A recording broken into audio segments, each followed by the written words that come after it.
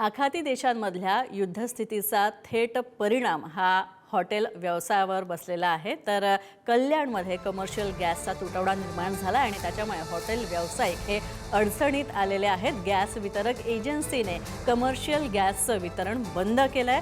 Hotel व्यावसायिक यांच्याकडे आणखी 2 ते 3 दिवस पुरेल एवढाच गॅसचा साठा उपलब्ध आहे आणि त्यामुळे 2 दिवसांनंतर हॉटेल बंद करण्याची वेळ आली आहे आणि असं कल्याणमधील हॉटेल व्यावसायिक श्रीनिवास शेट्टी यांनी सांगितलं।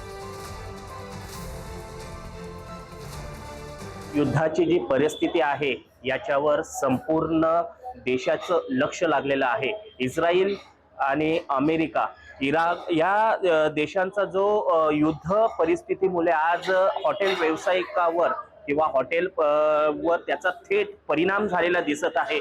त्यामुळे आज जे व्यावसायिक सिलेंडर आहेत ते कुठेतरी कमतरता भासत असल्याचं दिसून येत आहे। आपल्या सोबत आहेत गुरुदेव हॉटेलचे जे मालक आहेत ते आपल्या सोबत आहेत।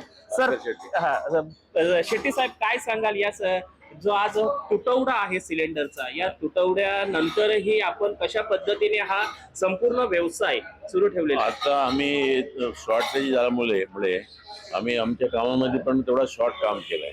काही वस्तू देतो, काही नाही देत, जास्त कुठे चलन जातो तिथे आम्ही वापरत नाही। कुठलेही आम्ही त्याला अरेंजमेंट नाहीये।